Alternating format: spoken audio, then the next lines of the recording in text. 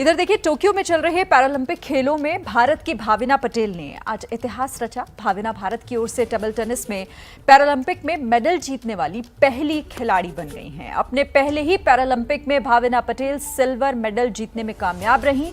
साथ ही Bhavina Patel Paralympic table tennis स्पर्धा के फाइनल में पहुंचने वाली पहली भारतीय बनी है। भाविना के पास हालांकि गोल्ड जीतने का मौका था, लेकिन फाइनल में चीन की यिंग ने उन्हें सीधे गेम में मात दी। 19 मिनट तक चले मुकाबले में Bhavina Patel world number 1 Ying को कड़ी टक्कर नहीं दे पाईं।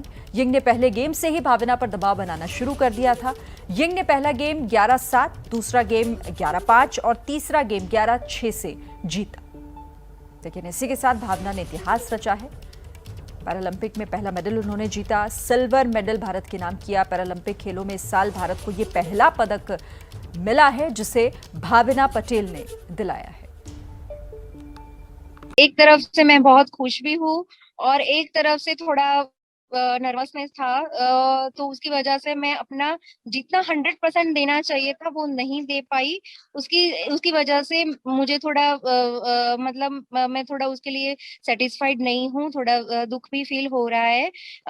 लेकिन मुझे ये भी है कि मैं ये कमी जो इस बार रही है वो नेक्स्ट टूर्नामेंट में जरूर पूरा करने की कोशिश करूंगी। आपने अभी बोला कि आप नर्वस थी, बट आपके चेहरे पे कभी लगता ही नहीं है, मतलब आप बहुत ही काम और कंपोज रहती हैं पूरे मैच के दौरान, जब आप ऑलमोस्ट मतलब पॉइंट टू पॉइंट थी पे। आप उसके बारे में क्या बताएं? बिल्कुल, मैं अपने माइंड को वैसे कंट्रोल तो कर लेती हूँ, कोई ऐसा बड़ी बात नहीं है। लेकिन ये मेरे लिए फर्स्ट एक्सपीरियंस था कि किसी मतलब इतने मतलब हमेशा से ये चाइना के लिए और ये मतलब बहुत अच्छा ये लड़की खेली है। जहाँ पर भी बॉल देती थी तो वो सारे बॉल को हिट करती थी। अब क्योंकि उसका मूवमेंट भी इतना फास्ट है, उसको इतना एक्सपीरियंस भी है, जिसकी वजह से मैं थोड़ा मतलब उसी फील्ड में मतलब थोड़ा नर्वस हो गई थी। तो लेकिन मैंने अपना 100% देने की कोशिश की है, लेकिन 100% मैं दे नहीं पाई हूँ। उसके लिए मुझे थोड़ा हो रहा है कि अगर मैं थोड़ा और एफर्ट डालती तो डेफिनेटली मैं मतलब ये कर सकती थी। लेकिन जो चीज इस बार नहीं हो पाई है वो मैं नेक्स्ट टाइम जरूर पूरा करने की कोशिश करूंगी।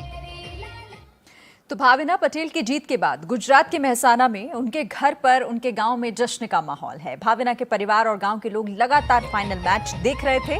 हालांकि फाइनल में तो भाविना चीन की खिलाड़ी को हराकर गोल्ड पर कब्जा नहीं कर पाई, लेकिन सिल्वर मेडल दिलाकर न सिर्फ उन्होंने इस बार पैरालंपिक में भारत को पहला मेडल जिताया, बल्कि पैरालंपिक टेबल टेनिस में मेडल जीतने वाली पहली भारतीय महिला खिलाड़ी बनी है। यही वजह है कि आज भाविना का परिवार, उनका पूरा गांव गर्व महसूस कर रहा है। मेरे साथ उनके पिताजी है और उनकी माताजी है, उनसे बात करेंगे। क्या कहोगे भाविना पटेल ने जो मेडल जीता है सिल्वर? उसमें भले गोल्ड मेडल नहीं जीता है और सिल्वर मेडल जीता है, ये हमें आनंद है और उसका हमें भव्य स्वागत करेंगे। और देश और दुनिया और गांव और परिवार का नाम इन्हें रोशन किया है, ये हमें खुशी है। जिस तरह वो फाइनल में आई थी, किस तरह संघर्ष से आई थी और क्या कहोगे? ये चीन के खिलाड़ी को हरा के सिल्वर मेडल लेके आई और हमें खुशी है। कहीं ना कहीं गोल्ड मेडल नहीं मिला, उसका रंज भी है। वो भले गोल्ड मेडल नहीं लेके आई और सिल्वर मेडल लेके आई और हमें ऐसा इतना आनंद है कि उसको हमें भव्य स्वागत करेंगे। मेरे साथ उनके भाई है, उनसे भी बात करेंगे। सर, आप भाविना के भाई है, भाविना ने जिस तरह सिल्वर मेडल जीता है, क्या कहोगे? भाविना ने सिल्वर मेडल जीता है। आज तक इंडिया में ऐसा कोई कर नहीं पाया। आज तक भारत में पैरा ओलंपिक के अंदर कोई भी आदमी, कोई भी गेम वाला आज तक मेडल नहीं ले पाया। भाविना ने जो कर दिखाया है वो अपने गांव और अपने राज्य और देश के लिए गौरव की बात है। कितनी खुशी है, कितनी खुशी मिल रही है। खुशी का तो पार नहीं है। अभी आप देख सकते हो डीजे चालू है, पूरा गांव चालू है, पूरा गांव रोशन कर रहा है और जब वो आएगी तभी उसका भव्य स्वागत हम करेंगे। गांव में उनकी भाविना के स्वागत की तैयारी भी चल रही है। बड़े संख्या में गांव के लोग इकट्ठे हो रहे, आपस में मिठाई बांट रहे हैं, आतिशबाजी कर रहे हैं और पूरे गांव में खुशी का माहौल देखने मिल रहा है। एबीपी न्यूज़, हारून नागौरी, महसाना। भाविना पटेल ने जब सेमीफाइनल में जीत हासिल की थी तब उनके पैरालंपिक कमेटी ऑफ इंडिया की अध्यक्ष दीपा मलिक ने बात की थी। तब भाविना ने अपनी जीत से जुड़ी काफी दिलचस्प बातें बताई थी, आपको सुनवाते हैं।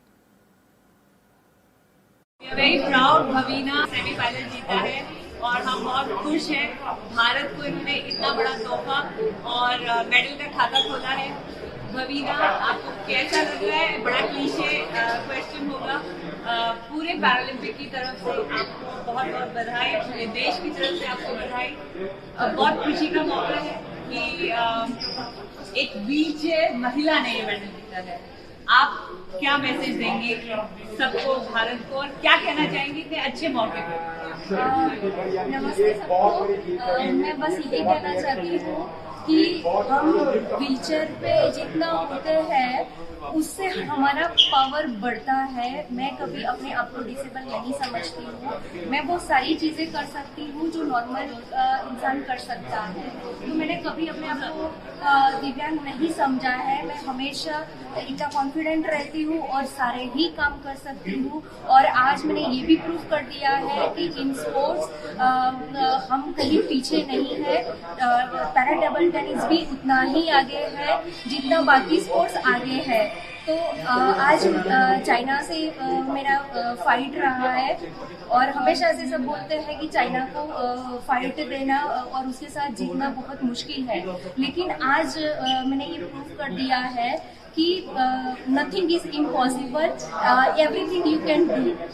तो बस वही जो स्वामी विवेकानंद जी ने हमेशा से बताया है उस चीज़ को मैं हमेशा से फॉलो करती आई हूँ और उसी चीज़ को लेके मैं बस आगे बढ़ना चाहती हूँ। गवर्नमेंट प्रोग्राम की फंडिंग का कितना रोल रहता है एक एथलीट के लिए और फेडरेशन का क्या रोल रहता है? बिल्कुल, ये बताना मेरे लिए इतनी बड़ी बात है कि जब एक प्लेयर को फाइनेंशियली सपोर्ट नहीं मिलता है तब उसको आगे बढ़ना बहुत मुश्किल हो जाता है, क्योंकि टूर्नामेंट्स के खर्चे इतने होते हैं कि वो एक मिडिल क्लास फैमिली को एफोर्ड करना बहुत मुश्किल हो जाता है।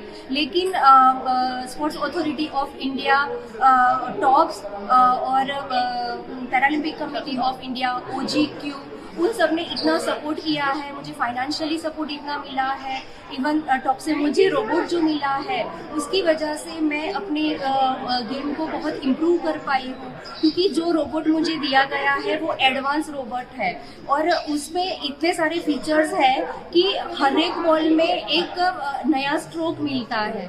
तो उसकी वजह से मुझे मतलब बहुत गेम खेलने में बहुत सपोर्ट मिला है।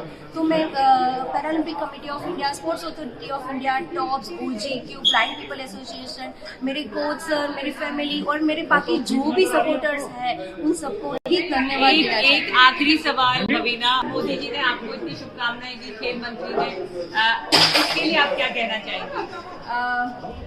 मैं हमारे PM सर को बताना चाहती हूँ कि आप सबके आशीर्वाद की वजह से ही मैं यहाँ तक पहुँच पाई हूँ।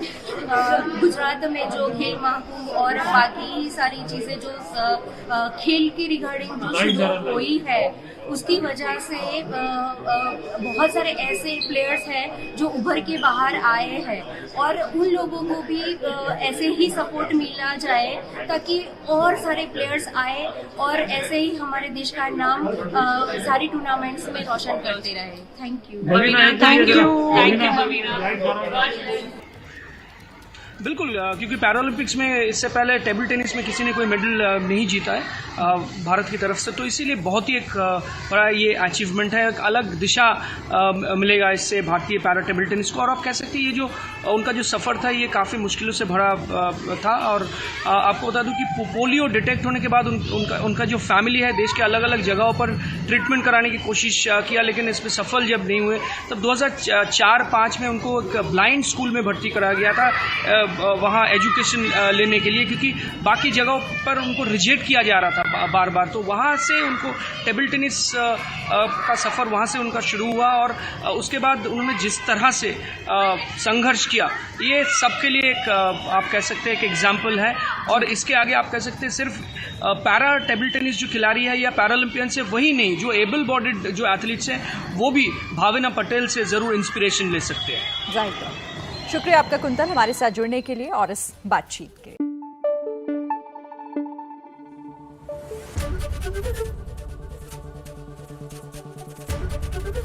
एबीपी न्यूज आपको रखे आगे।